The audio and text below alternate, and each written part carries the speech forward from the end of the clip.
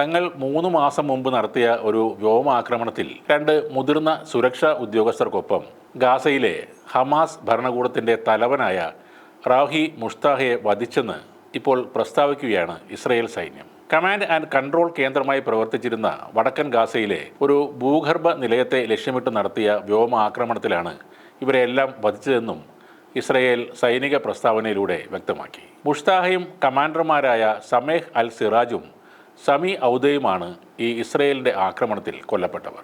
ഹമാസിൻ്റെ ആദ്യ തലവൻ ഇസ്മായിൽ ഹനിയയും പിന്നീട് ഹിസ്ബുള്ള തലവൻ ഹസൻ നസ്രല്ലയും കൊല്ലപ്പെട്ടതിന് പിന്നാലെയാണ് റാവി മുഷ്താഹയുടെയും കമാൻഡർമാരുടെയും ഉന്മൂലന വാർത്ത ഇസ്രയേൽ ഇപ്പോൾ പുറത്തുവിടുന്നത്. ഹമാസിൻ്റെ ഏറ്റവും മുതിർന്ന പ്രവർത്തകരിൽ ഒരാളായിരുന്നു കൊല്ലപ്പെട്ട മുഷ്താഹ.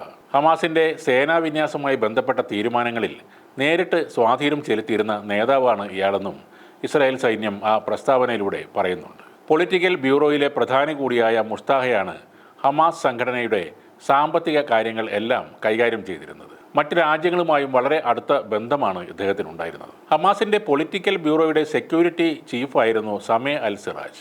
കഴിഞ്ഞ വർഷം ഒക്ടോബർ 7 നടന്ന ഇസ്രയേലിനെതിരായ ആക്രമണത്തിൻ്റെ മുഖ്യ സൂത്രധാരനെ സഹായിച്ചെന്ന് കരുതപ്പെടുന്ന ഹമാസ് നേതാവായ യാഹ്യ സിൻവറിൻ്റെ ഏറ്റവും അടുത്ത സഹായിയാണ് മുഷ്താഹ.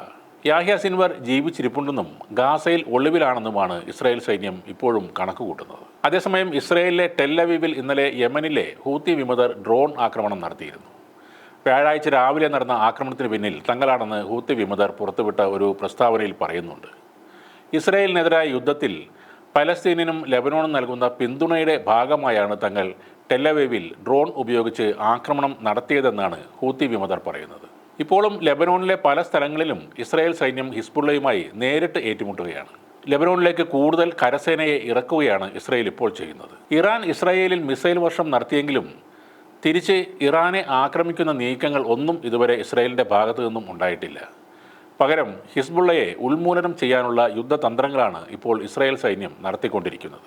ഇറാൻ്റെ ആണവ കേന്ദ്രങ്ങൾ ഒരു കാരണവശാലും ആക്രമിക്കരുതെന്ന് അമേരിക്കയും ഇസ്രായേലിനോട് ആവശ്യപ്പെട്ടിട്ടുണ്ട്.